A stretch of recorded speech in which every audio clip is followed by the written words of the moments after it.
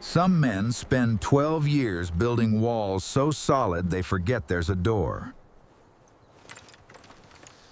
Then someone comes riding down the road who doesn't knock. She wasn't asking permission. She'd already made up her mind. 7 miles of hard road, no escort, no announcement, dust on her gloves and something in her eyes that had no name for hesitation. And then she said the last thing he ever expected to hear. She didn't knock. She rode straight to his barn, dismounted before the horse fully stopped, walked up to James Holt with dust on her boots and fire in her eyes, and said it like she'd already decided the answer for both of them. "Marry me, Mr. Holt." James's hands went still. The rope he'd been coiling dropped to the dirt. He stared at Norah Callaway, the woman every man in Willow Creek had wanted and none had won, standing in his yard like she belonged there, and he had absolutely nothing to say. Montana Territory, summer of 1886. James Holt had not spoken to a woman in 11 days. He knew this because he had stopped counting after the first week and then started again when he realized he was losing track of time. The way a man loses track of the stars, not from carelessness but from not looking up anymore. He was not a miserable man. He would have pushed back hard against anyone who called him that. He had his cattle. He had 3 good horses. He had a well that never went dry, a barn that didn't leak, and a stretch of land in the Bitterroot Valley that turned gold every September in a way that could still catch him off guard when he wasn't paying attention. He had a life. It simply didn't have anyone else in it. That had been fine for 12 years. He woke before the sun. He worked until his shoulders ached. He cooked simple meals over a fire that crackled just loud enough to fill the quiet without replacing it. He slept without dreaming, and when morning came, he did it all again. This was what contentment looked like. He had decided. Not happiness exactly, but something steadier, something that didn't leave. He had stopped believing in the other kind. The afternoon Norah Callaway rode up his road. James was working inside the barn. He heard the hooves on the dry ground before he saw anything. A single horse moving with purpose, not drifting. He stepped to the barn door and looked out. A woman on a chestnut mare. His first thought was practical. Someone had a problem in town. A fence line dispute. A question about water rights. Something a rancher might be asked to weigh in on. He wiped his hands on his work pants and stepped outside. Then the horse slowed and he saw who was riding it. He stopped walking. Norah Callaway was not someone you forgot. The entire town of Willow Creek carried an opinion about her the way they carried opinions about the weather. Constantly and with great feeling. She was 28 years old, the daughter of Thomas Callaway, who had operated the largest dry goods enterprise in the territory before illness took him in early 1885. She was spoken of in the same breath as words like rare and refined and too good for most men, which was something people said admiringly, but also as a quiet warning to her and to themselves. 3 different men had tried to court her formally in the past 2 years. Renick Hale, who owned the 2nd largest cattle operation in the county. A silver man from Butte whose name James had never bothered to learn. A lawyer from Helena who had arrived with letters of introduction and departed without anything to show for them. None had gotten past her front porch. And yet here she was, riding alone down 7 miles of rough road on a Tuesday afternoon in the summer heat, without an escort, without announcement. She pulled up short of the barn, swung down from the saddle in a single smooth motion, and tied her mare to the post by the fence. She was wearing a practical riding dress, dark blue, and she had pinned her hair back simply, without fuss. There was dust on her skirt and her gloves. She hadn't ridden easy. She walked toward him. James found himself standing very still. "Mr. Holt," she said, "Miss Callaway." His voice came out careful. "Is something wrong in town?" "Nothing's wrong." She stopped about 6 feet away from him, far enough to be proper, close enough that he could see her clearly. She wasn't nervous. That was the first thing he noticed. Her hands weren't fidgeting. Her eyes weren't darting. She was looking at him the way a person looks at something they have considered from every angle and already made peace with. "Then what brings you out this way?" Norah lifted her chin slightly. "Not arrogance. Something else. Resolve. I came to ask you something, Mr. Holt, and I'd appreciate it if you'd hear the whole question before you answer." "All right." She took one breath. "Just one. I'd like you to marry me." The afternoon went absolutely silent. Somewhere behind him, one of his horses shifted in the stall. The wind moved through the dry grass at the edge of the property. James heard his own heartbeat, which seemed considerably louder than it had any right to be. "I beg your pardon. I know how it sounds." Her voice didn't waver. "I know this isn't the way things are done. I know what people will say when they find out I rode out here. I know every single objection you're about to make, and I want you to know I've already made all of them to myself." She paused. "I'm still here." James stared at her. He was not a man who got confused easily. He had handled cattle panics and flash floods and a barn fire that had nearly taken everything he had. He kept his head in difficult situations. People in Willow Creek said James Holt was steady as a fence post and twice as reliable. Right now, James Holt did not feel steady. "Come inside," he said finally. "Out of the sun." His kitchen table was old pine, scarred from years of use, with a ring burned into one corner from a coffee pot he'd set down carelessly years ago. He hadn't thought much about the table in a long time. Now, watching Norah Callaway sit down across from it with her gloves folded in her lap, he noticed every scratch. He put coffee on without asking whether she wanted it. It gave him something to do with his hands. "You should know," he said, keeping his back to her while the pot heated, "that I'm going to need you to explain this to me, because what I think I heard doesn't make any sense." "What did you think you heard?" He turned around. "I heard the most admired woman in Willow Creek ride 7 miles of bad road to ask a man she's never spoken more than a dozen words to if he'd be willing to marry her. That's exactly what happened, so help me understand why." Norah was quiet for a moment, not hesitating, thinking. There was a difference, and James was beginning to notice that with her, the difference mattered. "How long have you lived out here alone?" she asked. 12 years. "Do you know why people in town feel sorry for you?" That landed differently than he expected. He kept his expression neutral. "I imagine they think I'm lonely because nobody wanted me. They think you're out here because you had no other choice." She simply, without cruelty. "They think you're the kind of man life passed by. And what do you think? I think you're out here because you chose it." She met his eyes. "Because after you lost Catherine, you decided that needing someone was a liability. And you've been so careful about protecting yourself from that liability that you've turned your whole life into a fortress." The coffee pot was boiling. He didn't move to take it off. "You know about Catherine," he said. "Everyone knows the outline. Not many people understood what it meant to you." She folded her hands on the table. "I think I do." James pulled the pot off the heat. His hands were steady. He made sure of it. He poured 2 cups, set one in front of her, kept one for himself, and sat down across the table. "All right," he said. "Then tell me what you actually want." The story came out directly, without performance, letting the facts carry their own weight. Her father had died in early 1885. Most people in town knew that. What most people didn't know, what Norah had kept carefully to herself, was the condition he'd left behind. Thomas Callaway had been a good man and a poor businessman, a combination that produced very specific kinds of trouble. He had borrowed against the store 3 times in the last 4 years of his life. He had made 2 investments that returned nothing. He had paid his workers faithfully even when his own accounts were empty. The result was a debt that Norah had been slowly working against for 18 months, managing the store alone, handling creditors who were patient but not infinitely so. She was good at it. That wasn't the problem. The problem was Silus Drum. James knew the name. Everyone in the territory knew the name. Silus Drum was a land broker out of Missoula who had spent the last several years making himself indispensable to struggling ranchers and merchants across 3 counties. He found people in trouble. He offered solutions. And the solutions always eventually meant that Silus Drum ended up owning something he hadn't owned before. "He came to me 6 weeks ago," Norah said. "Very polite, very reasonable. He said he'd heard about my father's debts, though I never told a soul. So that tells you something about him right there." She wrapped her hands around the coffee cup. "He wanted to buy the building, the store property. He'd clear the debts and give me a percentage of the proceeds, and I'd have a clean start. But the building has been in your family for over 20 years. My father built it. The land beneath it is the most valuable commercial parcel on Main Street, and Drum knows it. He's been trying to acquire that entire block for years." She paused. "Buying it from me at distressed prices would be the best deal he's ever made." James was quiet for a moment. "And if you refused him? He finds another way." Her voice was flat. "He already has." She looked at James steadily. "He approached 2 of my 3 creditors before he ever came to me. He suggested to them, very politely, that a woman managing a business alone after her father's death might not be the most reliable long-term investment. He suggested they might want to reconsider the terms of their notes." The kitchen went still. "He built the pressure before you even knew he was there," James said. "He didn't come to me with a proposal," Norah said. "He came to show me the walls he'd already built. The proposal was just the door he was offering me out of the room."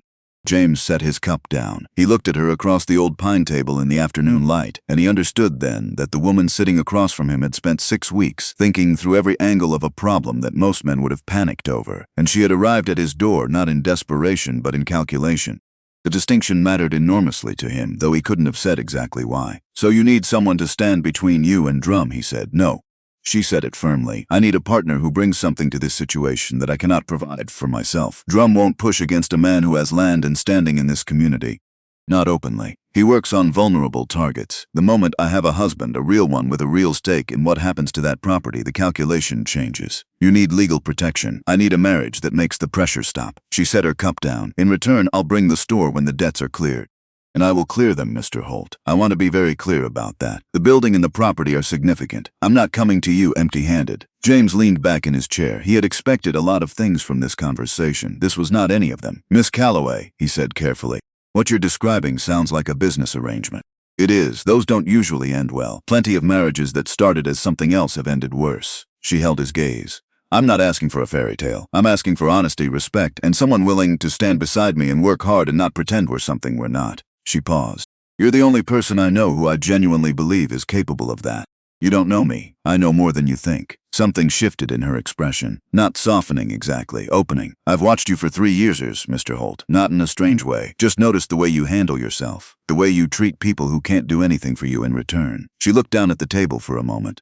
Last winter, do you remember the Decker family? Young Sam Decker, whose father lost 2 fingers to frostbite. James remembered. You spent a full week helping them put in a proper shelter for their livestock. You didn't tell anyone. You didn't let Tom Decker make a fuss about it. You just showed up every morning and worked until it was done, and then you went home. She looked back up. Someone who does that when no one's watching is someone I can trust.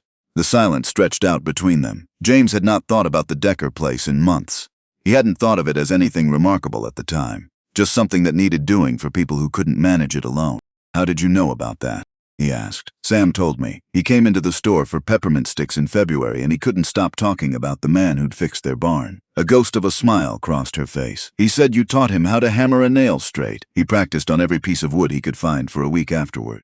He looked down at his coffee. Something had moved through him when she said that, quiet and without a name, the way certain true things arrive before you're ready to identify them. I'll be honest with you about something, he said after a while. Please. When Catherine died, I made myself a promise. He kept his voice level. I promised myself I wouldn't make the mistake of wanting things I couldn't keep. I've held to that for 12 years. He looked up at her. What you're proposing would break that promise. Norah didn't look away. Wanting isn't the same as keeping. You can want things that last. I used to think so. What changed your mind? He was quiet for a long moment, watching something you built disappear in 3 days. He didn't elaborate. He didn't need to. It teaches you not to build things you can't afford to lose. I'm not asking you to build something you can't afford. Her voice was careful now, thoughtful. I'm asking you to enter into an arrangement that has clearly defined boundaries and mutual benefit. What happens after that is not something either of us needs to commit to them right now. He looked at her. She looked back. You really thought all of this through, he said. I've been thinking about it for 3 months. No apology in her voice, just the plain fact. I made a list of every man in this county who I believed was honest, capable, and not motivated by the wrong things. The list was short. She tilted her head slightly. Your name was at the top. He asked her to come back the next morning. He needed to sleep on it, he said. He needed to think without the weight of her eyes and her calm, relentless logic pressing down on him. Norah agreed without argument. She stood, gathered her gloves, and said she'd be there by 9. He walked her to her mare, held the horse while she mounted, and then before she rode away, she looked down at him with an expression he couldn't quite read. For what it's worth, she said. I know this isn't what you expected today. It's not what I expected, he confirmed. I know it's a lot to carry overnight. She gathered the reins. But I want you to know something. I didn't come to you because I was desperate. I came to you because out of everyone I considered, you were the one I actually thought I could build something with, whatever that something turns out to be. She rode away before he could answer. He stood in the yard and watched her go until the dust settled back down on the road. Then he went back inside his empty house, sat down at the old pine table, and stared at the 2 coffee cups still sitting there. He hadn't had 2 coffee cups on that table at the same time in 12 years. He sat there for a long time, not moving. He did not sleep well that night. He lay in the dark and turned her words over in his mind the way you turn a stone in your hands, looking for the flaw, the crack, the place where the whole thing would split apart if you pressed too hard. He found things to argue with. It was a transaction dressed in reasonable language. People would talk. People would assume the worst about her judgment and his motives and the whole arrangement, and they would say so loudly and repeatedly. His life was organized around its quiet, and inviting Norah Callaway into it would end that quiet immediately and permanently.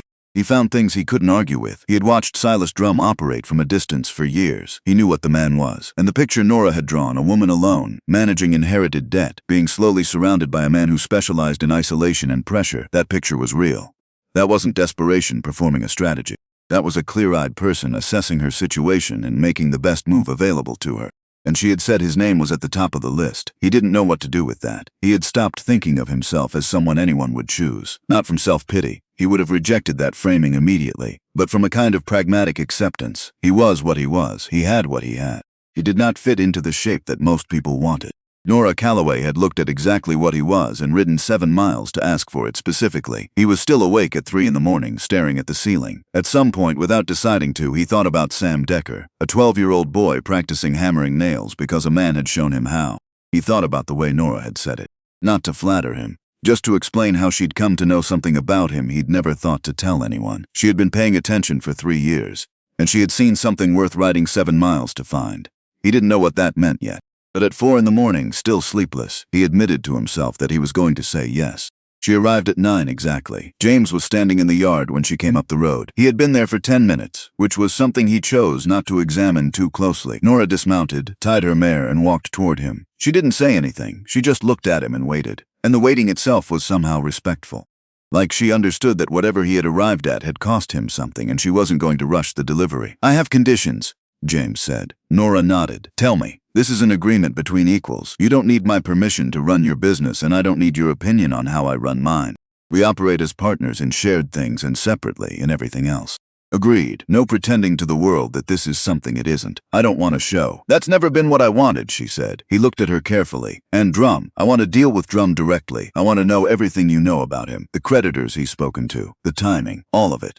I don't walk into things blind. I'll tell you everything tonight." "Good." He paused. "One more thing. Name it. If you change your mind at any point for any reason, you tell me directly. No managing around it. No pretending. You tell me and we figure out something else." He met her eyes. "That works both ways. This has to stay honest or it doesn't work at all." Norah was quiet for a moment. Then she extended her hand. "Those are my conditions too," she said. "All of them." James looked at her hand. He shook it. Her grip was firm. And standing in the yard of the ranch he had run alone for 12 years, James Holt made the first decision in a very long time that he had absolutely no idea how to prepare for. They were married the following morning. Not a ceremony. That would come later, and even then it would be small and practical. What they did first was ride into Willow Creek together and sign the necessary paperwork at the territorial judge's office with 2 witnesses pulled from the street. Because in Montana in 1886, that was all it took if both parties were willing and the judge was available. Judge Aldren was available. He was also clearly startled, which he managed with reasonable professionalism. He had known James Holt for 15 years and had probably made the same quiet assumption the rest of the town had made, that James was finished with the parts of life that required a partner. He recovered, asked the necessary questions, received the necessary answers, and signed the necessary documents with the gravity appropriate to the occasion. When it was done, he shook James's hand and said, "Congratulations, James." Then he looked at Norah and said, "Miss Callaway, Mrs. Holt, I hope you know what an unusual man you've chosen." Norah looked at the judge with perfect composure. "Yes," she said, "that's rather the point." They walked out of the courthouse into the main street of Willow Creek. That was when Willow Creek found out. It moved through the town with the speed that only genuine shock can produce. Within an hour, it was in the feed store, the barber shop, the 2 saloons, and the women's circle that met Thursday afternoons at the Methodist meeting hall. By midday, it had reached every household within 5 miles of Main Street. By evening, it had traveled 12 miles in 3 directions, carried by anyone who had business that took them out of town. James Holt and Norah Callaway, married, this morning. The reaction divided itself almost immediately into 2 camps. The first camp was surprised but willing to consider it. These were mostly people who knew James well, who had watched him work for 12 years, who understood what he was made of and believed that Norah Callaway was a woman with good judgment, who had probably applied it here. The second camp was louder. It was anchored by Renick Hale, who heard the news at the feed store and stood in the middle of the floor for a long moment without speaking. The man who had called on Norah formally with letters and Sunday visits and had been politely but unmistakably declined did not take the news quietly. "She chose James Holt," he said to no one in particular. No one said anything. "A man who has barely spoken to anyone in a decade," Hale continued. His voice was level, but there was something underneath it that the other men in the store heard clearly. "A man whose ranch is half the size of mine with no staff, no standing. He's got good cattle," someone offered. Hale looked at the speaker. The speaker found something else to look at. "Something is wrong with this picture," Hale said. "That's all I'm saying. Something about this is not what it appears." He walked out. The men who remained looked at each other and said nothing, because what Hale had just said could be interpreted charitably as concern and uncharitably as something else, and nobody wanted to commit to either reading until they understood the situation better. James and Norah rode back to the ranch that afternoon in the particular silence of 2 people who have just done something irreversible and are still taking the measure of it. Neither of them spoke for the first mile. The road was dry and the horses moved at an easy pace and the valley stretched out around them in the late afternoon light, gold and wide and entirely indifferent to the fact that everything had just changed. "People will talk," James said finally. "They already are," Norah said. "Does that bother you?" She considered it for a moment, genuinely. "What bothers me," she said, "is the idea of being managed by someone else's story about who I am. What people choose to say about this arrangement is their business. What we do with it is ours." James looked at the road ahead. "Fair enough," he said. That evening, as the light went long and orange through the kitchen windows, Norah spread her father's account books across the old pine table and told James everything, the full shape of Thomas Callaway's debt, the 2 creditors in town who had always been reasonable men, the 3rd note, the one held by an investor she had believed was out of Helena, that had been giving her the most concern. James listened without interrupting. When she finished, he asked one question. The Helena investor, do you have the original paperwork? I have what my father signed. Whether the note is still with the same party, I don't know. She looked at him. I've been trying to find out. Then that's where we start, he said. Tomorrow morning. He had already decided, without quite deciding, to ride into town and pay a visit to the county recorder's office. Something Norah had said had been sitting in the back of his mind since that afternoon in the kitchen. Drum had known about the debts before he came to her. He had approached her creditors before he made his proposal. That level of preparation didn't come from rumors. That came from research, and research left traces. The morning after the wedding, James rose before the sun. He was in the yard checking the water line when he heard hooves on the road, moving slowly, stopping. He looked toward the east ridge without turning his head all the way. A rider. Sitting still at the tree line, watching the property, not passing through, not approaching, watching. James finished what he was doing. He walked back toward the barn at a normal pace and did not look at the ridge again, but he marked the position, the stillness of the horse. The way the rider sat, upright and patient like someone accustomed to waiting. An hour later, his neighbor Owen Briggs rode over from the east property. Owen was not a man who talked for the pleasure of it. He came to the fence line, said good morning, mentioned that he had seen a rider on the ridge earlier, and recognized him. Walt Prine, Owen said. Rides for Silus Drum out of Missoula. James said nothing. Seen him twice before, Owen continued. Both times something changed hands afterward that the original owner didn't much want to let go of. He looked at James steadily. Thought you ought to know. I appreciate it, James said. Owen nodded and rode back without another word. James stood at the fence line for a moment. Walt Prine. He filed the name away in the particular place where he kept things he would need later. He rode into Willow Creek before noon. The county recorder's office was a small room off the main corridor of the courthouse, run by a man named Cyrus Stublett, who had held the position for 20 years and had the particular manner of someone who had seen every variety of human complication arrive at his counter and had formed careful opinions about all of them without ever expressing those opinions out loud. James laid out what he needed plainly. He wanted to look at any recent inquiries filed against the Callaway property on Main Street. Cyrus Stublett looked at him for a moment. Then he went to his files. He came back with a ledger and set it on the counter between them without a word. 3 separate inquiries, filed over the past 8 weeks. 3 different names on the request forms. James looked at the handwriting on all 3, the same hand. Clearly, unmistakably the same hand. Someone had filed 3 separate requests under 3 different names, spacing them out across 8 weeks to avoid the appearance of pattern. He looked at the address listed for each requester. All 3 pointed to the same building in Missoula. He didn't recognize the business name on the forms, but he recognized the street. He had ridden past that building once 3 years ago on county business. He remembered it because of the sign above the door, Silus Drum Land and Property Consultation, Missoula, Montana Territory. James looked at Cyrus Stublett. Cyrus Stublett looked at the ledger. He looked at James. He said nothing, which was itself a complete answer. I'll need to understand if there have been any similar inquiries about the associated business accounts, James said. The store inventory and operating notes. Stublett checked a second ledger. He ran his finger down a column. He stopped. 1 inquiry, he said. Filed 4 weeks ago. Different name. Same address. James straightened up from the counter. He thanked Cyrus Stublett and walked back out into the street. He stood in the sunlight for a moment and let it all settle. Drum had not simply heard about the Callaway debts through ordinary channels. He had conducted a systematic legal survey of the entire property, mapping every angle of the deed history, every associated financial instrument, every potential point of vulnerability. 3 inquiries under 3 names, spread over 8 weeks, designed to look like unrelated parties doing routine research. This was not a man who had spotted an opportunity. This was a man who had been running a campaign for months, possibly longer, before Thomas Callaway died, before Norah even understood the shape of the trouble she was in. James rode back to the ranch at a steady pace. Not fast. He needed to be thinking clearly when he arrived, not breathless. Norah was at the kitchen table with the store accounts when he came through the door. She looked up when she heard his boots on the floor. Something in his face made her set her pen down. He told her all of it, the 3 inquiry forms. The identical handwriting, the Missoula address, the single inquiry on the business accounts filed 4 weeks ago. He laid it out plainly and without commentary because she didn't need him to interpret it for her. When he finished, the kitchen was very quiet. He mapped everything before he ever walked through my door, Norah said. Yes. She was still for a long moment. Her hands were flat on the table, the kind of flat that meant she was controlling something underneath. He knew about the debts before my father died, she said. That's what the timing suggests. He's been patient. Men like Drum are always patient, James said. Patience is their primary tool. They wait until the pressure is already there, and then they walk in and offer to relieve it. By the time you understand who you're dealing with, you've already accepted the terms. Norah looked at her father's account book still open on the table. She was quiet for a long moment. Then she said very quietly, my father would have trusted him. He trusted everyone. James said nothing. Sometimes the right response was to let a person feel what they needed to feel without rushing them through it. After a moment, Norah straightened, her chin came up. Her hands moved from flat to deliberate, reaching for her pen. "There's something I haven't told you yet," she said. He waited. "When I first understood what Drum was doing, about 6 weeks ago I wrote to a lawyer in Helena, a man named Edmund Flaw. He has a reputation for territorial land cases, and from what I could learn, he had encountered Silus Drum in a legal proceeding once before and had not found the experience pleasant.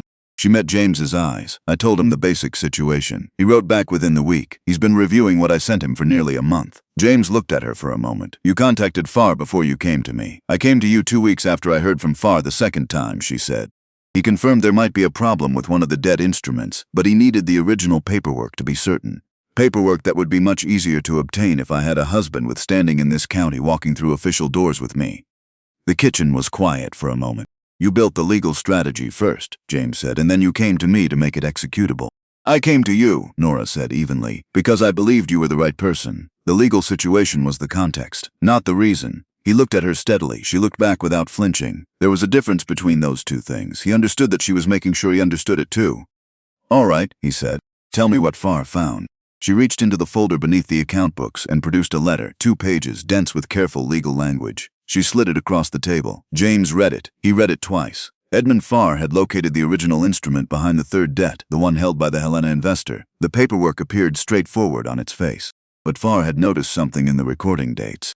The note had apparently changed hands at some point, and the documentation of that transfer showed a filing date that was later than it should have been by a significant margin under territorial statute. If the transfer had been filed outside the 90-day window required by territorial law, the instrument as currently structured might not be enforceable in a territorial court. Farr needed one additional document to confirm. He needed the certified original filing date from the county recorder's office, the same recorder's office James had visited that morning. He looked up from the letter. Norah was watching him. "Cyrus Stublett," James said. "He has the filing record." "If Farr is right," Norah said, "the debt Drum is using to threaten me may not be legally enforceable at all. He could be wielding an instrument that has no standing." The late afternoon light was coming through the kitchen windows now, long and golden across the scarred pine table, across the account books, across the letter from Edmund Farr that might change everything. James set the letter down. He looked at Norah across the table. "Tomorrow morning," he said, "I go back to Cyrus Stublett and I ask him for that filing record." Norah nodded once. "And tonight," she said, "we plan for what comes after." Outside, on the ridge at the eastern edge of the property, Walt Prine sat on his horse in the fading light and watched the lamp come on in the kitchen window of the Holt ranch. He watched it for a few minutes. Then he turned his horse quietly and headed back toward the road that led to Willow Creek and from there to Missoula, where Silus Drum would be waiting to hear what there was to report.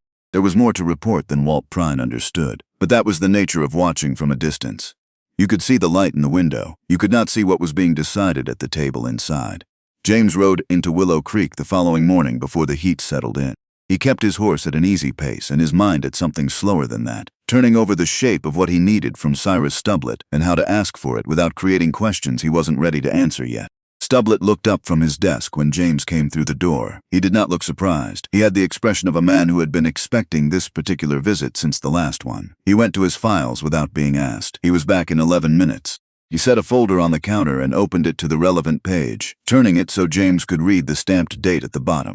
James looked at it. The transfer had been filed 107 days after the original instrument changed hands. Territorial statute required recording within 90 days. The filing was 17 days late. Not a dramatic number. Not the kind of gap that looked like deliberate fraud on its face. The kind of gap that looked like administrative oversight. A busy office. A misfiled request. Something that slipped through. In a territorial courtroom, potentially fatal to the enforceability of the debt. "I'll need a certified copy of this page," James said. Stublett was already reaching for his stamp. He pressed it to the page, signed beneath it, and handed the copy across the counter. Then he said, without looking up from realigning his stamp, "I noticed something about this particular filing when it came through originally. The paperwork was correct in every other respect, but the timing felt off." He paused, didn't have cause to raise it at the time. He looked up at James. "Sounds like cause has arrived," he said. James folded the certified copy and put it inside his coat. "I appreciate your thoroughness, Stublett. Just doing the job," Stublett said, and went back to his desk. James rode back to the ranch at the same steady pace he had ridden in. He had learned a long time ago that arriving composed mattered more than arriving fast. Rush made you sloppy. Sloppiness made you visible in the wrong ways. Norah was at the table with Farr's letter when he came through the door. She looked up. He took the certified copy from inside his coat and put it in front of her. She read the filing date. Read it again. Then she set it beside Farr's letter and aligned the edges very precisely, the way she did when she was managing something that was moving underneath her composure. It matches, she said. It matches. She took a slow breath. James, if Farr is right about the statute, this means Drum has been threatening me with a debt instrument he cannot legally enforce in a territorial court. Everything he has said about calling the note, about the pressure on my creditors, all of it is built on something that has no standing. Possibly, James said.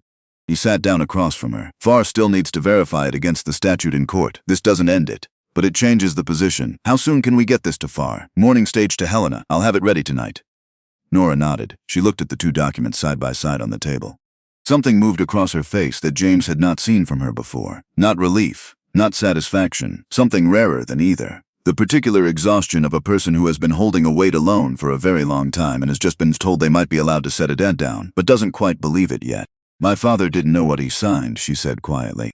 He trusted that note. He thought it was a straightforward private loan from a legitimate party. He signed it to someone who appeared to be exactly that, James said. What happened after wasn't his doing. That matters. Norah looked at him. You say things like that as if they're obvious. They are obvious. Not to most people.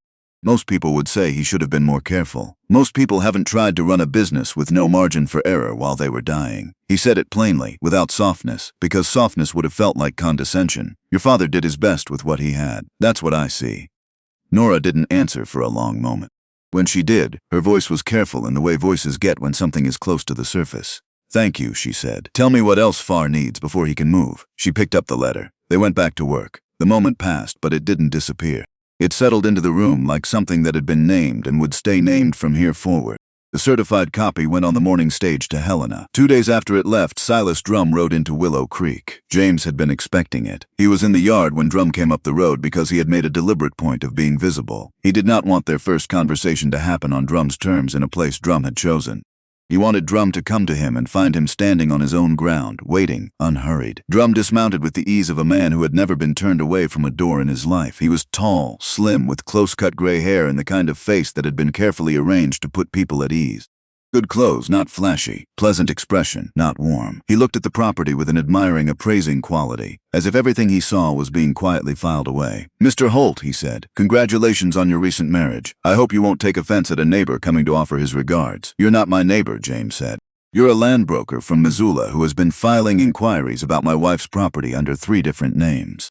That's an introduction of a kind, not the kind that calls for congratulations. Something moved behind Drum's pleasant expression, just for a moment. Then the pleasantness reassembled itself and he smiled. You're direct, he said. I respect that. I'm clear, James said. There's a difference. Clear means I'll say the same thing twice if I need to, and I won't apologize for it. Drum studied him with the focused attention of someone recalculating. Your wife has outstanding debt, he said, shifting smoothly. Some of which I hold. That's a business matter, not a personal one. I'd welcome the opportunity to discuss a settlement that benefits everyone involved. My wife manages her own accounts, James said. Any conversation about settlement happens with both of us present, in writing, with our own legal representation reviewing the terms. A longer pause this time. Something flickered in Drum's face faster than before. Of course, he said. That's entirely reasonable. Good. Then you'll wait until we contact you. We'll arrange the meeting when we're ready. Drum nodded slowly, with the controlled grace of a man who was accustomed to retreating without appearing to retreat. I'll look forward to it, he said. He mounted his horse and rode away at the same easy pace he'd arrived. James watched him go. His hands were loose at his sides. His breathing was even. Inside, he was moving fast, running through everything Drum had just given him. The offer of settlement before being asked meant one of 2 things. Either Drum wanted this resolved cleanly, or he wanted to see what they knew before deciding on his next move. He went inside and told Norah. She listened without interrupting. When he finished, she said, he came to see if we would fold. That's what I think. He expected to find a frightened woman and a husband who didn't understand the situation. Instead, he found you. She said it without drama. That changes his arithmetic. Some of it, James said.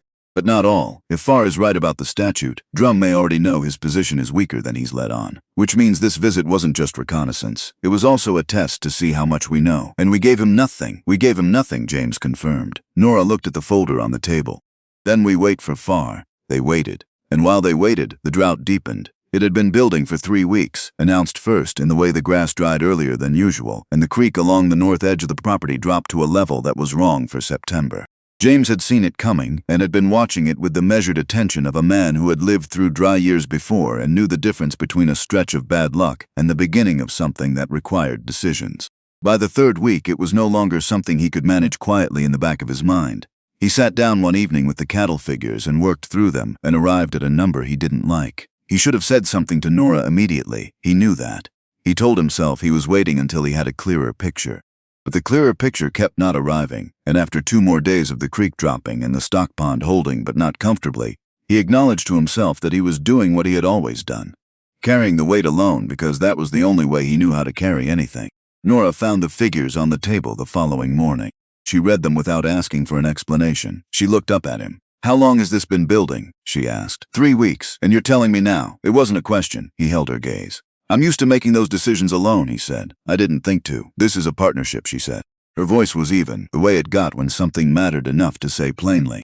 "You told me your conditions on day 1. Equal standing, honest communication. That runs in both directions. I don't hide things about the store from you." "You're right," he said. She nodded once. "Show me everything." He brought the full figures. She went through them with the same systematic attention she gave the store accounts, cross-referencing the cattle numbers against the feed costs and the water hauling estimates and the market prices he had from the last 3 months. She didn't speak for 40 minutes. He sat across from her and didn't fill the silence. Then she said, "You have 40 head you could move now at around 70% of market value. That would cover the water hauling cost for 8 weeks. If it rains in that window, you lose nothing meaningful. If it doesn't, you've bought yourself time to make a larger decision from a position of strength rather than pressure." James looked at the numbers. "That's the same calculation I came to. Then why didn't you say so 3 days ago?" He looked at her. He didn't have an answer that was better than the honest one. "Because I'm still learning how to do this." Something in her expression shifted, not softening toward him exactly, but opening toward the acknowledgement the way a door opens when someone finally uses the right key. "Sell the 40 head, she said. "I'll handle the buyer contact. Owen Briggs mentioned a man at the stockyards named Martin Creel who deals fairly. You focus on the water situation," she paused. "And James, next time something is building, tell me when it starts." "Understood." She looked at him for a moment longer. Then she looked back at the figures. He sat there quietly, and he was trying to remember the last time someone had held him to his own stated principles. He couldn't remember, because it had never happened before. The cattle sold in 2 days. Martin Creel came out to the property, looked over the 40 head with the practiced eye of a man who had bought 10,000 cattle in his life and had strong opinions about all of them, and offered 68% of market. Norah countered at 72. Creel considered it for approximately 4 seconds and said yes, because he knew good cattle when he saw them, and he knew what a dry September did to supply across the county. The water hauling started the following Monday. On Wednesday, Walt Prine appeared on the eastern ridge again. James saw him from the yard. Same position as before. Same stillness, the kind of watching that was designed to be noticed. Not surveillance, a message. Drum was letting them know he was still present, still patient, still running his own timeline, regardless of anything they had sent to Helena. James watched Prine across the distance for a long moment. Then he turned and went inside. "Walt Prine is on the ridge," he told Norah. She was at the table. "I know," she said. "I saw him 20 minutes ago. You didn't say anything. I was waiting to see what you'd do." She looked up. "What did you do?" Ignored him. She nodded. "Good. Drum is signaling that whatever we've sent to Helena hasn't concerned him. Or he's signaling that it has, and he wants us to get nervous and do something foolish before his next move." She set her pen down. "Every time we don't react, we take something away from him." James looked at her. "You've been thinking about this constantly." "I think about this the way you think about the herd," she said. "Every angle, every contingency. What happens if this goes wrong? What happens if that does?" She met his eyes. "It's how I'm built." "It's not a complaint," he said. "I know, I'm explaining, not defending." She picked up her pen. "Prine will be gone by sundown. Drum is testing our nerves. We passed the test by having dinner and going to sleep." He went out to check the water line. Prine was gone by sundown, exactly as she had said. It was 3 days after that when Renick Hale made his move, and it didn't come to the ranch. It came to the store. Norah had gone into town that morning to check on the inventory and meet with the 2 clerks she was still running the place with. She came back in the late afternoon with dust on her skirt and a particular expression that James had learned to read as the face she wore when she had managed something difficult without letting it show while she was managing it.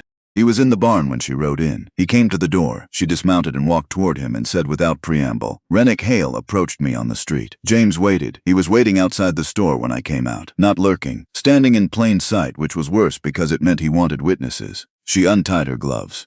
"He said he'd heard about my situation, the debt arrangements. He said he wanted to help, that whatever you could offer, he could offer more. The resources to clear the debts cleanly without the legal complication." James kept his expression neutral. "What did you say?" I asked him to clarify what he meant by whatever you could offer more of. The corner of her mouth moved. He colored slightly. He said he only meant financial assistance, that he had the resources and the standing, and that the circumstances being what they were. He told you he knew about the debt arrangement specifically, James said. She looked at him. Yes, he said he'd heard about the debt arrangements. Those specific words. James was quiet for a moment. He heard that from Drum. I came to the same conclusion on the walk home. Norah folded her gloves over the fence rail. Drum gave him just enough information to make him useful. Hale thinks he's running his own play. He's actually running Drum's. What else did Hale say? He implied that my recent decisions, his phrase, had complicated things unnecessarily, that there was a simpler path available. She looked at James steadily. I told him I understood exactly what he was suggesting. I told him I had made my decision with full information and clear judgment, and that I wasn't interested in revising it. I also told him that whoever had given him information about my financial situation had done so with a specific purpose in mind, and he might want to think carefully about what that purpose was before he said anything further. How did he take that? He stood there for a moment. Then he said stiffly that he had only been trying to help. She paused. I said that help and leverage were different things, and I had developed a reliable ability to tell them apart quickly. Then I wished him a good afternoon and walked away. James looked at her for a long moment. 2 women nearby heard all of that, she said. I know, he said. Cecily Morrow will have it across town by evening. I'm counting on it, Norah said simply. He looked at her. She had mapped the entire confrontation before it began. The location, the witnesses, the outcome. Not luck. Preparation. You handled it correctly, James said.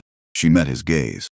Correctly was what the situation required. He looked at her for another moment. Then he said, there's something we need to talk about tonight. About Drum and Hale together. I know what you're going to say, she said. Drum isn't operating through Hale accidentally. He chose him specifically.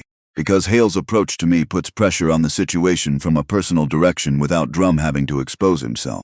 And if you'd accepted Hale's offer, James said, then I would have solved my debt problem by attaching myself to a man who owed Drum a favor, and Drum would have what he wanted without ever having appeared to take it.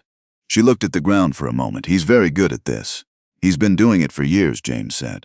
The problem for him is that it only works when the target doesn't see the whole board. Norah looked up at him. He made an error when he came to me first. He assumed I was frightened enough to be manageable. He gave me 6 weeks to start thinking instead. And you used them. Everyone, she said. The following week brought something James had not been watching for. He had gone into town for hardware supplies, finished his business at the merchant's, and was crossing the main street when he heard Cecily Morrow's voice carrying from the front of the millinery. Sharp and carrying, the kind of voice accustomed to holding a room's attention. He was close enough to hear clearly.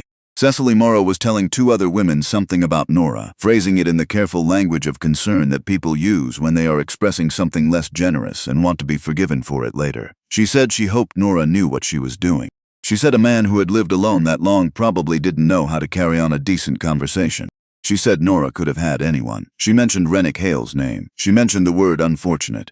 James stopped walking. He stood in the middle of the street. He had never been a man who engaged in public arguments. His preference was to let the world talk and put his attention on what was in front of him. He had spent 12 years practicing exactly that preference, and he was good at it.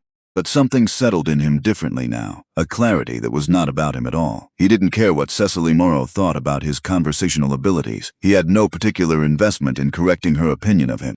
What he minded was the specific shape of what she was doing, which was reducing Norah to a question of which man she should have chosen, as if the choosing were the whole story, and Norah were simply the subject of it rather than the person doing the choosing. He turned and walked directly toward the 3 women. Cecily Morrow saw him coming. Her voice stopped mid-sentence. He stopped at a polite distance and said, Mrs. Morrow. She recovered quickly. Mr. Holt, I didn't realize. I heard what you said. He kept his voice quiet, not hostile, just even. I understand that people have opinions. That's their right. He paused. But my wife is one of the most capable people I have ever encountered in my life. The decision she made was made with full information and clear judgment. I would ask that this town extend her the same respect it has always extended her, because she hasn't changed. The situation around her has. People might think about what that means before they choose their words. He looked at Cecily Morrow steadily for a moment. Then he nodded to the 3 of them, turned and continued across the street at the same pace he had been walking before. His hands were steady. His breathing was even. He did not look back. Behind him, after a long silence, he heard Cecily Morrow say in a distinctly different tone than she had been using, Well, I suppose that's something. He told Norah that evening. He told it simply, the way he told everything, what had been said, what he had said back, the tone he had used. He didn't perform it and he didn't minimize it. Norah listened. When he finished, she didn't say anything right away. She looked out the window for a long moment. When she looked back, her expression was one he hadn't seen from her before. Not the composed face she wore when she was working through a problem. Something quieter than that. Something that was working through something else entirely. You didn't have to do that, she said. I know. It will make some people more suspicious about our arrangement, not less. They'll think you're performing. Maybe, he said, but it needed to be said. She looked at him. Why? She asked. A real question. She genuinely wanted to understand. James thought about it. He didn't answer quickly. Because you built something worth defending, he said finally. And you built it mostly alone, and you never complained about that. So when someone reduces it to a question of which man you should have chosen, he stopped. That's not what the story is about. The kitchen was very quiet. Norah said after a long moment, "You're going to make this complicated for me." How so? I told myself this was practical. An arrangement. I was very logical about it. She looked down at her hands. You defend my name in the street when you didn't have to, and you do it without making a performance of it. She looked back up. That's the kind of thing that makes practical arrangements harder to keep practical. Something had shifted between them in that kitchen. Not announced. Not performed. Just present now in a way it hadn't been an hour before, and both of them knew it, and neither of them said so, which was its own kind of honesty. James didn't have anything to say that would be better than the silence, so he kept it. The letter from Edmund Farr arrived 6 days later. James was out checking the water hauling setup when it came. Norah read it at the kitchen table. By the time he came in from the yard, she had read it twice and was sitting with her hands flat on the table and her face doing the thing it did when she was keeping something significant contained. He came through the door. She looked up. Farr found something, she said. Tell me. The note, the one from the Missoula firm. She slid the letter across the table. He pulled the territorial statute and cross-referenced it against 2 prior cases in the territory. Both ruled the same direction. An unrecorded debt transfer made the instrument unenforceable as written. She paused. Drum doesn't just hold a weak note, James. He may hold no note at all.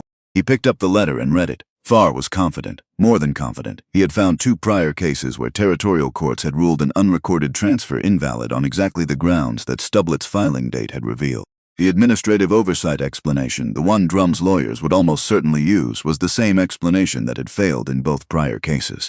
Drum's leverage was built on sand, carefully arranged sand designed to look like solid ground, but sand. He wants to proceed, Norah said, looking up from the letter. He wants authorization to contact Drum formally through legal channels, inform him of the statute issue and give him a choice. Release the note in exchange for no further legal action, or defend the instrument before a territorial judge.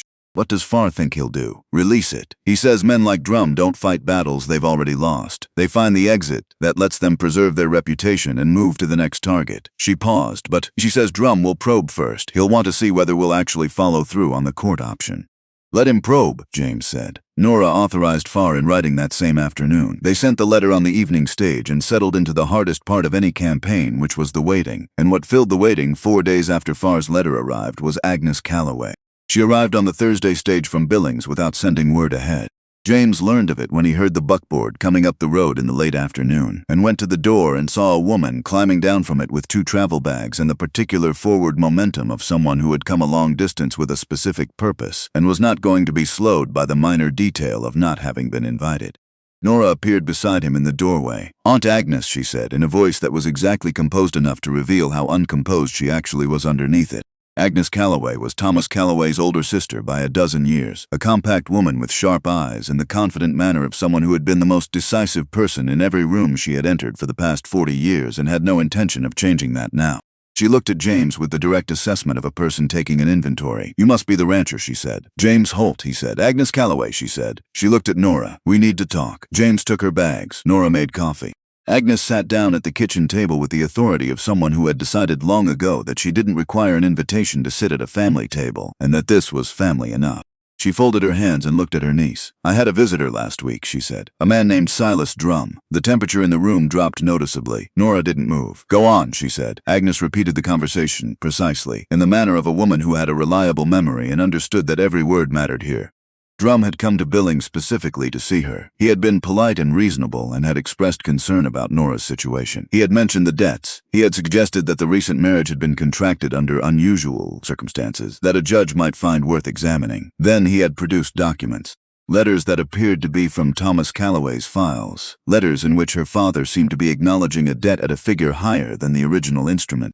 Then he had mentioned a name, a territorial judge in Missoula called Cray. A man who Drum suggested might be interested in looking at whether the marriage had been properly contracted, given the circumstances. He had given Agnes an envelope, asked her to deliver it to Norah. Norah took the envelope. She opened it. She read the contents, 3 pages, without her expression changing at all.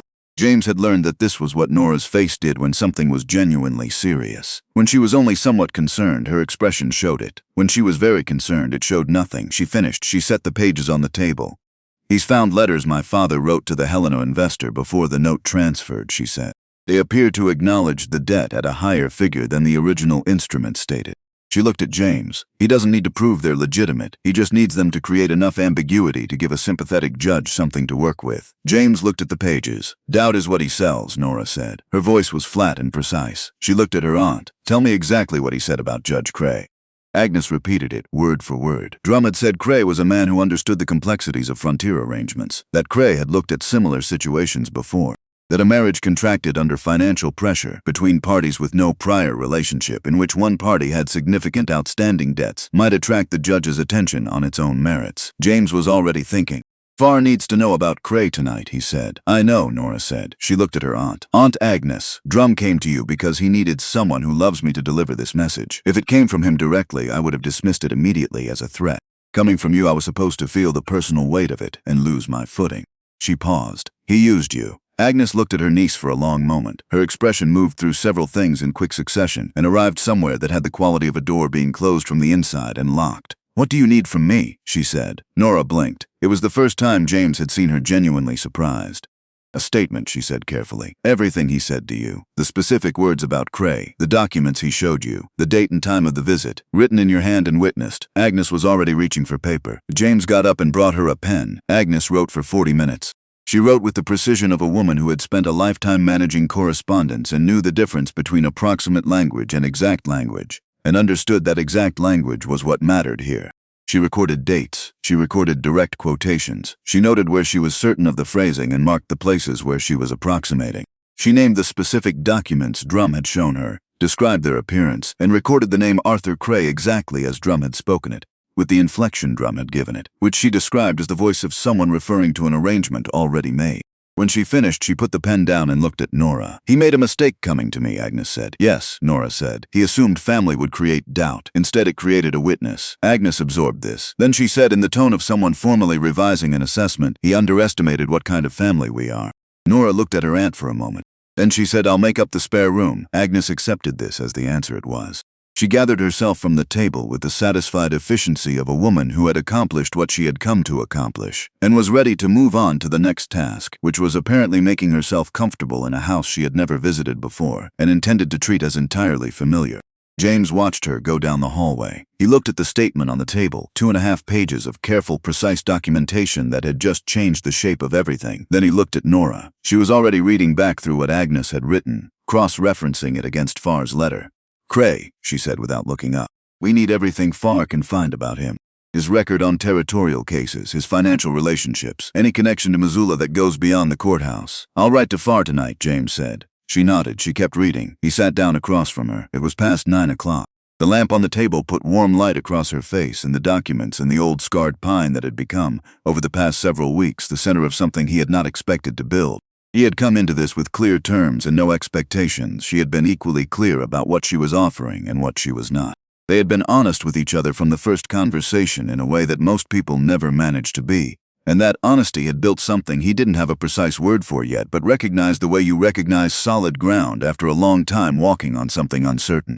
Drum had just made his most dangerous move. He had taken the campaign personal. He had involved Agnes. He had threatened the marriage itself, which told James something important. It told him that the legal challenge on the note had worried Drum more than his composed demeanor at the ranch had suggested. A man who is confident in his position does not escalate to attacking the foundations. A man who is uncertain escalates exactly that way. Drum was more concerned than he appeared, which meant Farr was more right than even Farr knew. James pulled paper toward him and began to write. Outside, the September night was quiet, and the North Creek was still lower than it should have been, and Walt Prine was somewhere between here and Missoula carrying his report to a man who had just made his most carefully calculated move and did not yet understand that he had made it against the wrong people. The letter to Farr was finished by 11. James folded it, addressed it, and set it on the table beside Agnes's statement, which would go inside the same envelope. Norah came in from checking the spare room. She looked at the envelope. Morning stage, she said. First one out, James confirmed. She sat down across from him. The lamp between them was burning low. Neither of them moved to trim it. He's going to push harder now, she said. He's committed to this path. He can't pull back without showing his position is weaker than he's presented it. I know, which means between now and whenever Farr responds, he'll find another angle. He always has another angle, James said. The question is whether he has one we haven't thought of. Norah was quiet for a moment, thinking in the particular focused way she had. Then she looked up. "There's one thing I keep coming back to," she said. "What?" "The letters he showed Agnes. The ones that appeared to be from my father." She looked at the lamp. "Whether they're real or fabricated, he has them. And if Cray is the judge he intends to bring this before, Cray has already seen them or will. That means there's a version of this that ends up in a courtroom even if Flaw invalidates the debt, because the marriage question is a separate legal matter." James looked at her. "And a separate judge. If Cray hears a challenge to the marriage, the debt ruling doesn't stop it. They're two different proceedings." She met his eyes.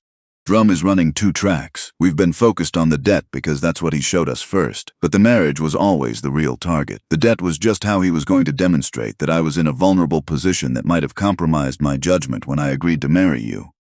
James sat with that for a moment. She was right. He could see it clearly once she had laid it out. The debt was the visible threat. The marriage was the actual objective. Inverbated the marriage, reopen the question of who had the right to make decisions about the Callaway property, create enough legal uncertainty that Norah was back where she had been before she had ridden out to the Bitterroot Valley on a summer afternoon. "Then we need Flaw to move on both," James said. "Yes," Norah said, "and we need everything there is to know about the connection between Cray and Drum before Flaw contacts either of them." She reached for the envelope with Faw's letter in it and opened it again. She took out the letter. She added 3 paragraphs in her neat, precise handwriting at the bottom of the final page. She folded it, put it back in the envelope, and sealed it again. James watched her. She looked up and found him watching and did not look away. "Get some sleep," she said. "You too," he said. She looked at him for a moment. "I will, when this is ready." He went to bed. He lay in the dark and listened to the lamp burning in the kitchen and the quiet sound of her pen moving across paper. The sound of someone who would not stop until the thing in front of them was done. Because stopping before a thing was done was not something she was built for. He thought about what she had said, that he was going to make things complicated. He had not answered her when she said it. He hadn't known what to say. But lying in the dark with the pen moving in the kitchen and the North Creek low outside and Drum somewhere to the west planning his next move, James Holt understood that whatever complicated meant for the two of them, he was not afraid of it. That was new. That was something he had not felt in a very long time. He closed his eyes. Outside, the night was dry and still and waiting. Edmund Flaw arrived on the Wednesday stage. Not a letter, the man himself. James had not expected that. He had expected a response, another carefully worded document with legal citations and a clear next step, laid out in the precise economical language that characterized everything Flaw had sent so far.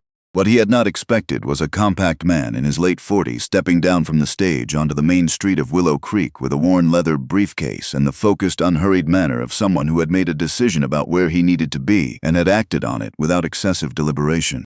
Flaw had sharp eyes behind wire-rimmed spectacles and the kind of face that didn't announce itself. You could look at him once and form no particular impression, which James suspected was something Flaw had cultivated deliberately over a long career of walking into rooms where people had already decided what they thought of him. He came directly to the ranch. James met him at the door and they shook hands with the efficiency of men who had a great deal of ground to cover and understood that pleasantries were a form of delay neither of them could afford right now.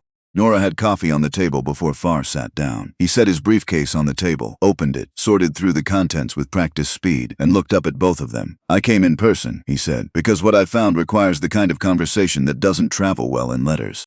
He produced a document and set it on the table between them. "Judge Cray," he said. "Arthur Cray, Territorial Bench, Missoula. I pulled his record going back 9 years. 31 cases involving property disputes or debt instruments. 12 of those cases involve parties with some connection to Silus Drum, directly or through associated entities." He paused. "Cray ruled in Drum's favor or in favor of a party aligned with Drum's interests in 10 of those 12 cases.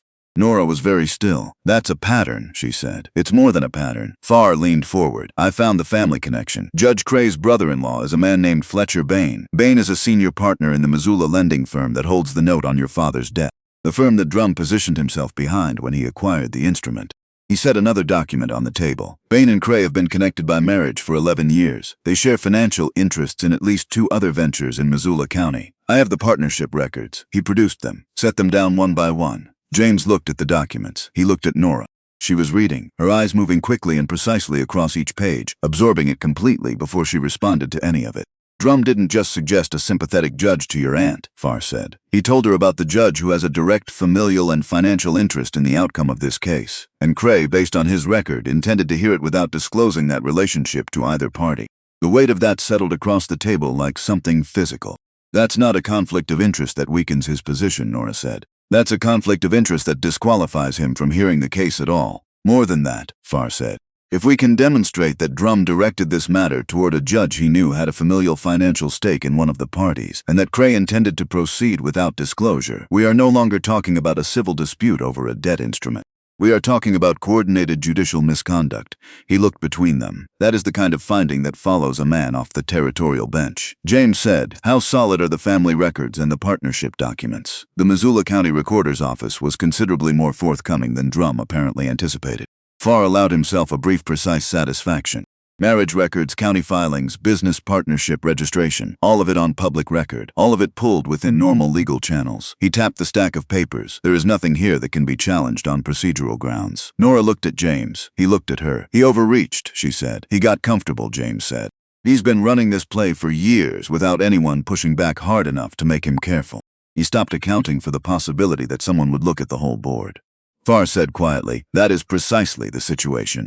They worked through the afternoon and into the evening, Farr laying out the legal strategy in careful sequence, Norah asking the kind of questions that made Farr look at her twice with the expression of someone revising an estimate upward, James listening and identifying the points where the plan required something practical, something outside the courthouse, something that would need to be handled before October 14th. The hearing date Farr had secured was before Judge Aldren out of Helena, not Cray, not anyone with a connection to Drum's circle. Aldren had a 30-year record that Farr described as clean as anyone's in this territory, which in Farr's careful language amounted to the strongest possible endorsement. Drum had been notified through legal channels. His lawyer, a man named Fremont, out of Missoula, had responded in the smooth, non-committal language of someone backing toward a door while pretending to still be interested in the conversation. He had asked for a postponement. Farr had declined. He had asked for additional time to gather documentation. Farr had declined again, citing the documented pattern of coordinated pressure against his clients as justification for an expedited hearing. Aldren had agreed. October 14th held. When Farr finally closed his briefcase and said he would take a room at the boarding house in town, James walked him to the door and shook his hand again.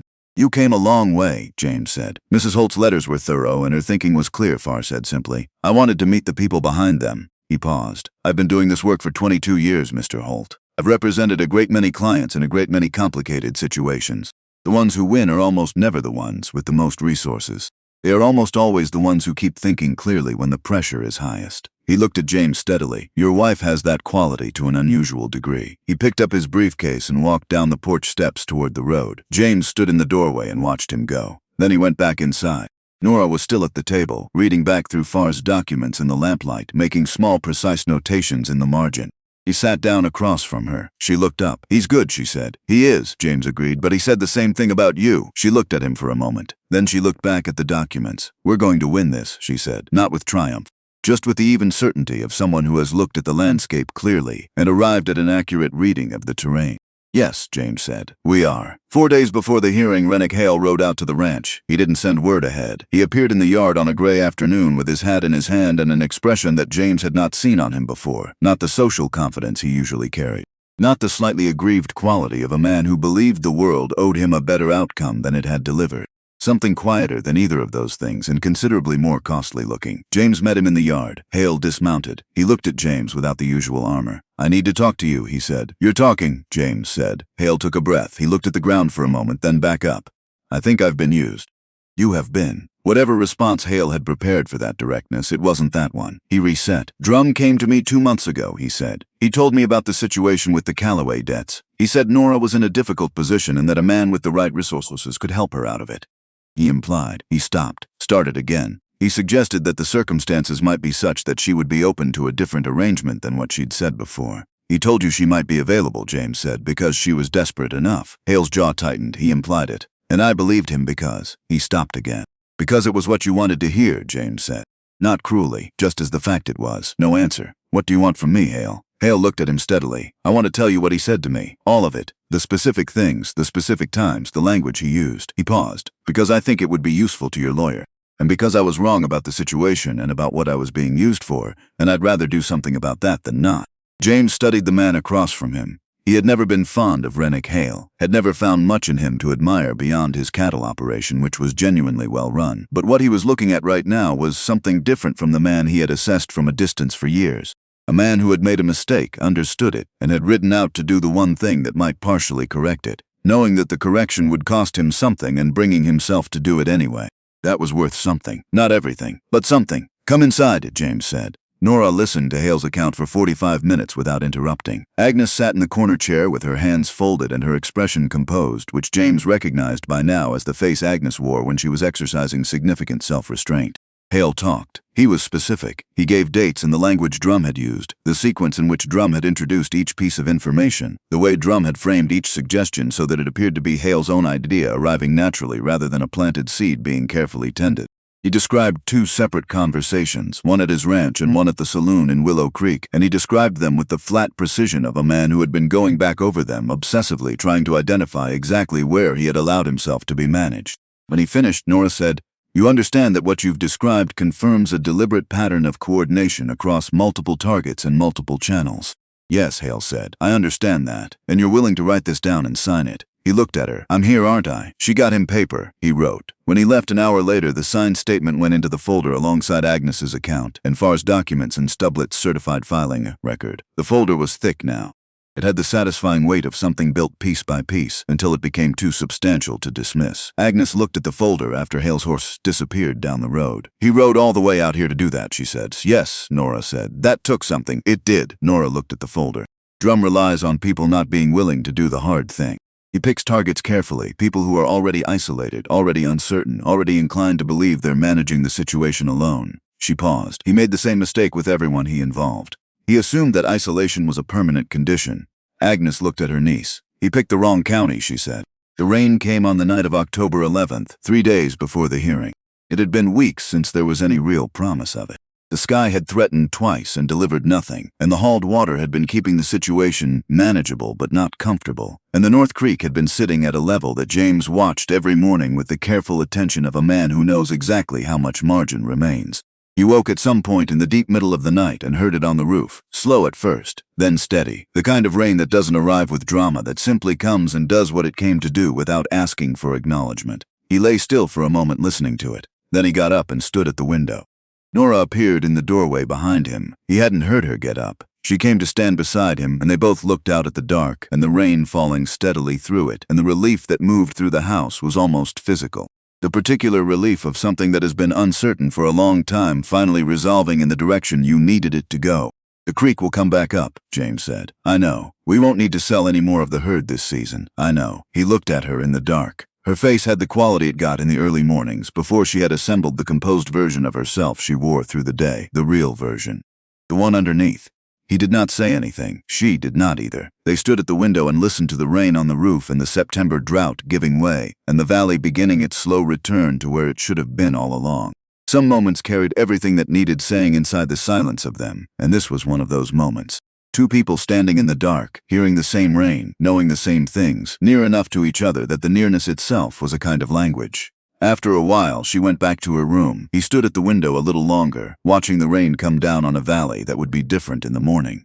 Then he went back to bed and lay in the dark and felt something in his chest that was not quite peace but was closer to it than anything he had felt in a very long time. Outside, the rain kept coming, steady, unhurried, doing what it came to do. October 14th arrived cold and clear.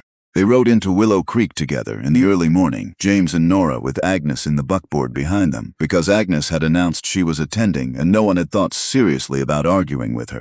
Flaw met them outside the courthouse at 8, briefcase in hand, already focused in the way of a man who had been awake thinking about this since well before dawn. He shook James's hand. He looked at Norah. "How are you?" he asked. "Ready," she said. He nodded as if that were the only answer that mattered. "Drum is here. He came with Fremont and 2 associates I don't recognize. One of them has been taking notes since they arrived, which suggests Drum is keeping a record for potential further proceedings. He's hedging toward having an exit strategy prepared." Flaw adjusted his glasses. "If Drum offers to release the note voluntarily before we present, it resolves your immediate situation entirely. The debt is cleared, the pressure is removed, and you walk out of here with everything you came for. And the rest of it," Norah said. "The Cray material, the coordinated campaign. Agnes's statement and Hale's. If he settles before presentation, those materials don't enter the record today. They become the basis for a separate proceeding with different parties, on a different timeline."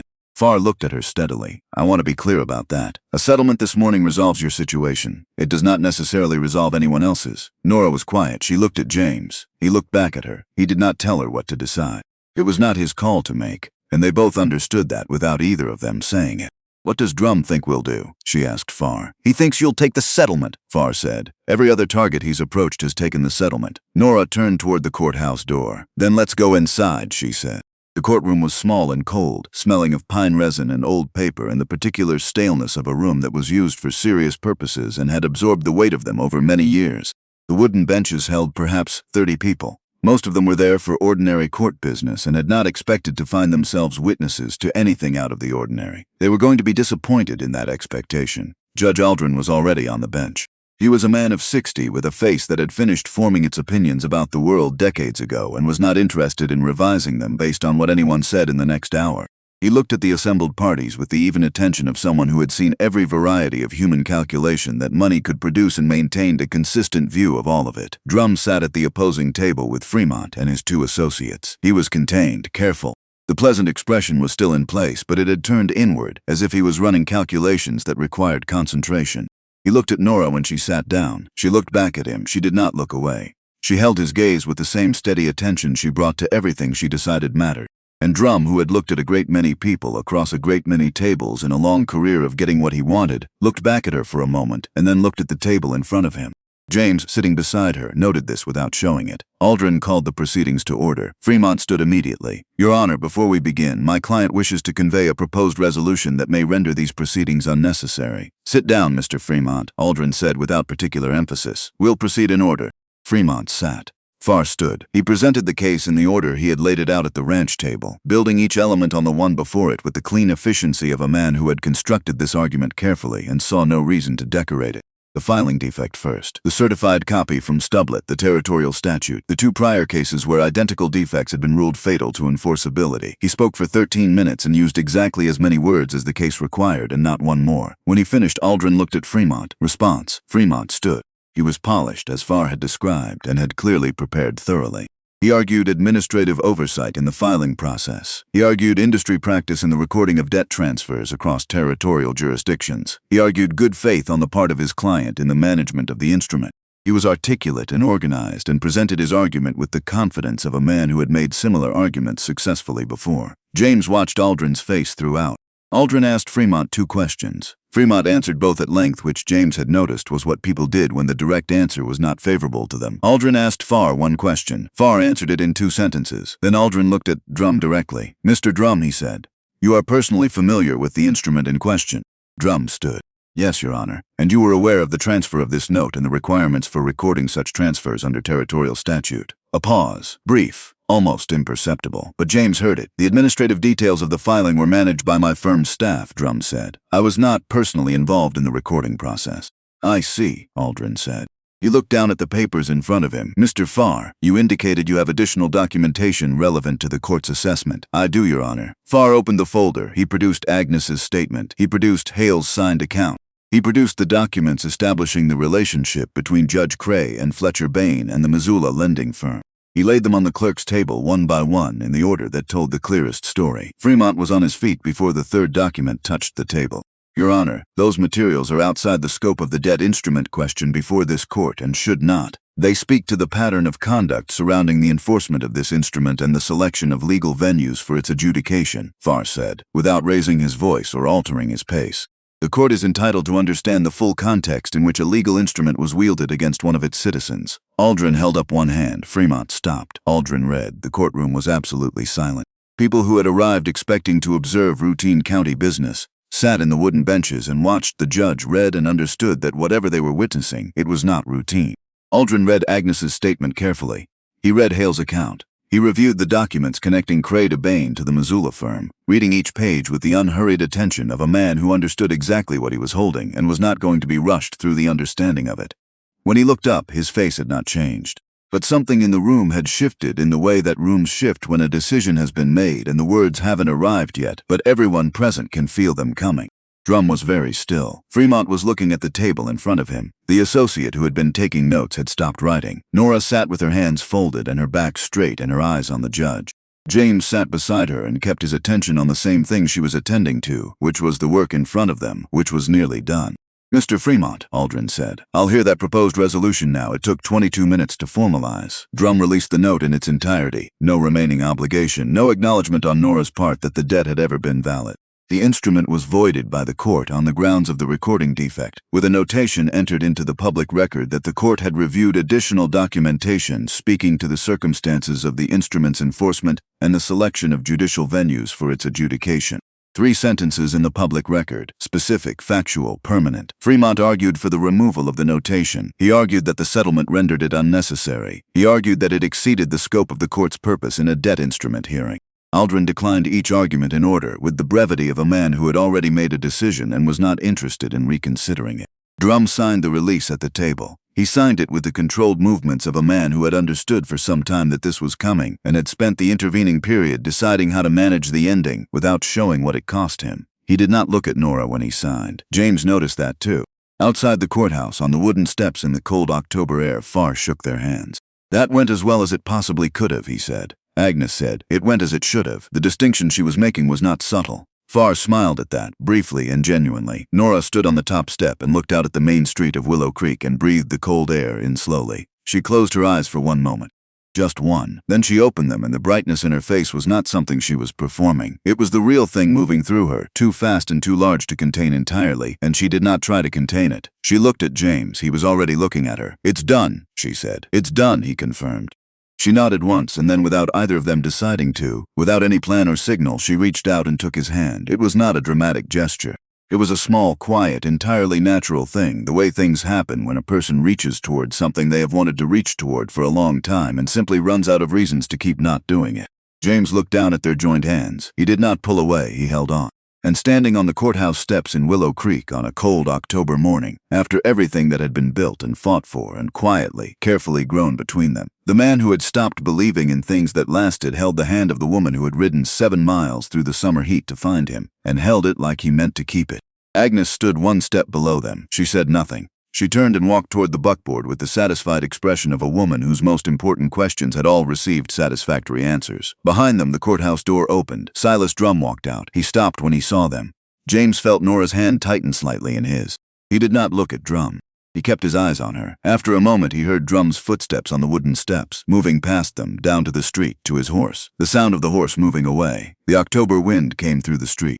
Willow Creek went on about its morning, and the two of them stood there a while longer, not because anything required it, but because neither of them was in any particular hurry to let go.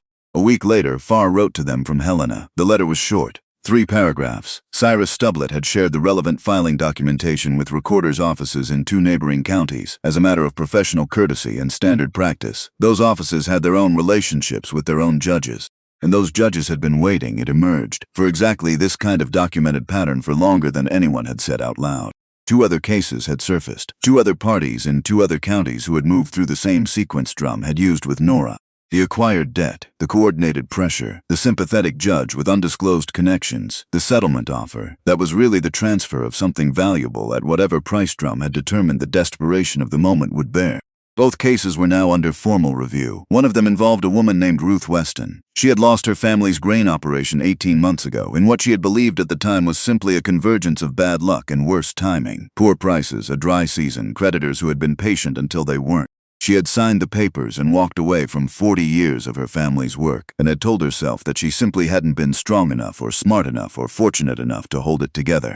Drum's name was in the paperwork. Norah read the letter at the kitchen table. She read it 3 times. Then she set it down and looked at the window. "The widow," she said, "with the grain operation." "I know," James said. 18 months ago she believed she had simply failed. Norah's voice was level and precise, and underneath the precision was something that had weight to it.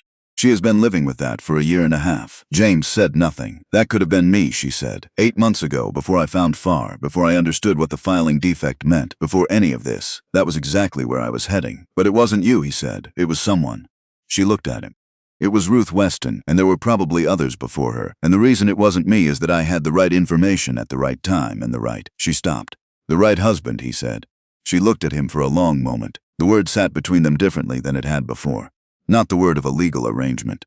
Not the word of a partnership with defined terms. The word as it actually was between 2 people who had been through something together and come out the other side, still wanting to be in the same room. "I'm going to write to her," Norah said. "To Ruth Weston. I want her to know what happened. I want her to know about the filing statute and about Flaw and about what Aldren put in the record. I want her to understand that she wasn't foolish. She wasn't weak. She was targeted by someone who was very good at making targeted people feel like they had simply failed. Flaw can help with that, James said. I'll ask him. She nodded. She reached for paper and began writing before he had finished the sentence, because that was what she did. She turned the end of one thing directly into the beginning of the next, without fanfare and without waiting for permission, and James had come to understand that this quality of hers was not ambition exactly and not restlessness exactly, but something closer to the refusal to let a moment of capacity go unused when there was still something that needed doing. He watched her write, and something arrived in him quietly without announcement, the way his most certain thoughts always came, not with drama or with the particular self-consciousness of a man who is aware he is having an important realization. Just as a fact, settling into place the way facts do when they have been true for a while and you have finally stopped moving fast enough to notice them. He loved her, not because she had ridden 7 miles and said something impossible in his yard, not because she was the most admired woman in Willow Creek, not because of any of the parts of her that the world could see and approve of and assign value to in the ordinary social accounting of a small frontier town. He loved her because she was sitting at his kitchen table writing a letter to a widow she had never met, about an injustice that no longer threatened her personally, because she had decided that the capacity to help was sufficient reason to help and no other justification was required. He loved her because that was just what she did, that was just who she was. And he had watched her be exactly that person every day for 2 months, in the small moments and the large ones, in the kitchen in the early mornings and in the courthouse on the hard days, and the accumulation of all those moments had built something in him that he had not been prepared for and could not now imagine being without. He had been alone for 12 years. He had believed with the conviction of a man who had been burned badly enough to mean it, that wanting things that lasted was a liability he could not afford, that the cost of losing something you had allowed yourself to need was higher than the value of having it in the first place. Sitting across from Norah Callaway Holt on a November morning, with the record of Drum's defeat on the table between them and her pen moving steadily across the page of a letter to someone she had never met, he understood with complete clarity that he had been wrong. He had not been protecting himself from loss. He had been waiting for something worth the risk of it. He hadn't known that until now. But now he knew it the way he knew everything that was genuinely true, in his chest, in his hands, with the same settled certainty he brought to honest work and kept promises and the particular quality of the September light over the Bitterroot Valley. Norah, he said. She looked up. He had not planned this. There was nothing prepared, no language worked out in advance, because he was not that kind of man and this was not that kind of moment. What it was real. And real didn't wait for preparation. I need to say something to you, he said. She set her pen down. She gave him her full attention the way she always did, completely and without fraction, as if whatever he was about to say was the only thing in the room. When you came to me, he said, you told me you had been watching how I treated people when I thought no one was paying attention, that it told you more about me than anything else could have. He paused. I've been thinking about that, because the same thing is true in the other direction. She didn't move. I've watched you every day for 2 months, he said. I've watched you work and think and fight for something that was yours, and then turn around and think about how to help someone you've never met. I've watched you be honest when it would have been easier not to be. I've watched you hold things together when any reasonable person would have let them fall apart. He looked at her across the table. I didn't come into this expecting anything. You were clear about what the terms were, and I accepted them because they were fair. James, let me finish. She was still. The terms were fair, he said, but they weren't what happened. What happened is that I'm in love with you. And I'm not saying that to change the arrangement or to ask you for anything you haven't decided to give. I'm saying it because I told you on the first day that this has to stay honest or it doesn't work at all. And me not saying this would be the least honest thing I've done in 12 years. The kitchen was absolutely still. Norah looked at him. Her expression was doing something he had not seen from her before. Not the composure she wore over everything. Not the sharpness she brought to problems. Something underneath all of that. Something that had been there for a while, he thought, waiting for the door to open. You're telling me, she said slowly, that you're in love with me, and you're not asking me for anything in return. I'm not asking you for anything you don't want to give. She was quiet for a long moment. The kind of quiet that wasn't empty but full of something being worked through. Do you know, she said, how long it has been since someone told me the truth without needing something from me for it? He didn't answer. It wasn't a question she needed him to answer. I came to you with a transaction, she said. That was real. I meant every word of it. I was not being dishonest with you. She looked down at her hands for a moment, then back up. But I was not being entirely honest with myself about why your name was the only one I was seriously considering. There were other men with land and standing who might have agreed to the arrangement. I didn't go to them. She held his gaze. I came to you, she said, because from 3 years of watching I already knew that I would rather be in a difficult situation with you than in a comfortable one with anyone else. I told myself it was pragmatic. I told myself it was about character and reliability and the specific qualities I needed in a partner for this particular problem. She paused. It was also that I wanted it to be you. And I wasn't ready to say that out loud until you just did. James stood up. He came around the table. He put his hand out. She took it. He drew her to her feet, and she came without hesitation. And when she was standing in front of him, she looked up at him with the most unguarded expression he had ever seen on her face. All of the composure set down. All of the management released. Just Norah. The real version, the one that had always been there, underneath everything the world saw, underneath the capable and the relentless and the extraordinary. He kissed her. Not tentatively, not as a question, but the way a man kisses someone when he has finally arrived somewhere he didn't know he had been looking for. She kissed him back the same way. The wedding celebration was held on the 15th of November. Norah organized it, which meant it was exactly what it needed to be and nothing it didn't. She rented the Methodist meeting hall, arranged food through the women who had been her father's regular customers for 20 years, ordered flowers from a woman in town who grew them under glass and was glad for the November business. She did not make it large, she made it real. About 60 people came. Owen Briggs and his wife, who had been quietly certain about this outcome for some time, and had the satisfied manner of people whose assessments have been vindicated. Cyrus Stublett, who arrived early and stood near the wall with a glass of cider and the expression of a man who has done something small and right and found that sufficient. Edmund Farr, who had come from Helena without being asked and who, when James raised an eyebrow at his presence, said only that he had wanted to see how the story ended. Agnes, who had returned from Billings on the Wednesday stage, also without being asked, and was moving through the room with the proprietary ease of someone who had decided this was family and was acting accordingly. Cecily Morrow came with her husband, who shook James's hand with genuine warmth.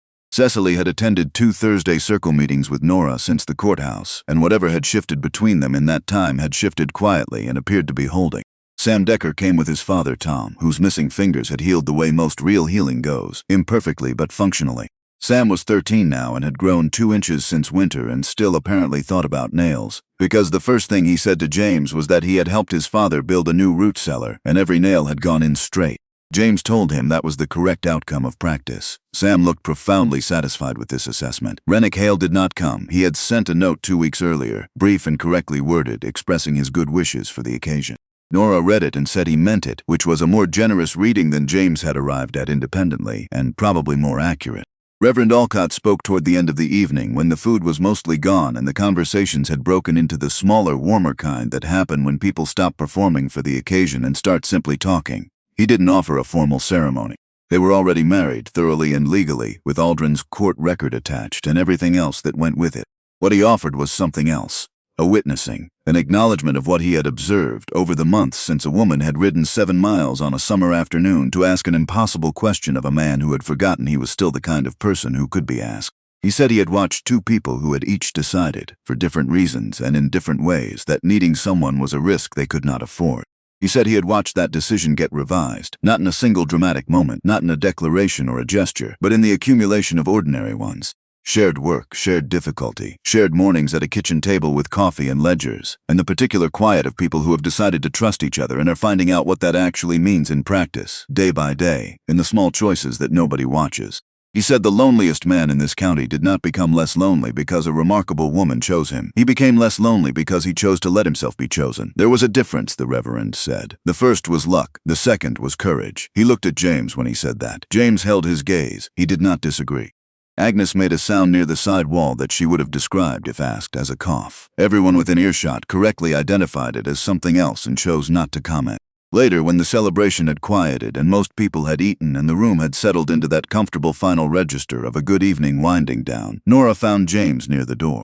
He was watching the room, not the way he used to watch rooms from the outside, assessing from a distance and deciding whether the distance was preferable. He was watching it the way a person watches something they belong to. She came to stand beside him. Reverend Alcott called you courageous, she said. He was being generous. I don't think so.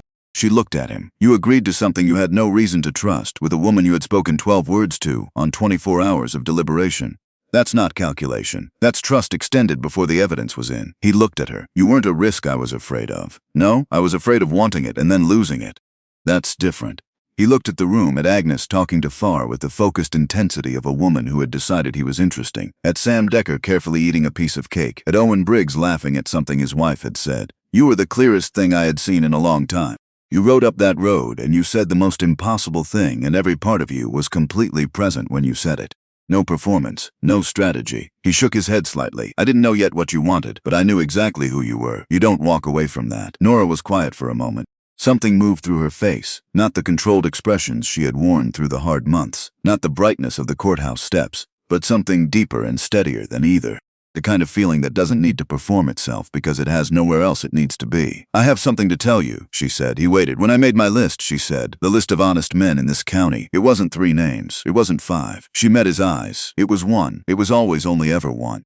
I made it a list so that it would feel like a rational process." The corner of her mouth moved. It was not a rational process. James looked at her. "You rode 7 miles, he said. "Through the summer heat," she confirmed. "Alone, because you were not willing to let me disappear into that ranch without at least asking the question."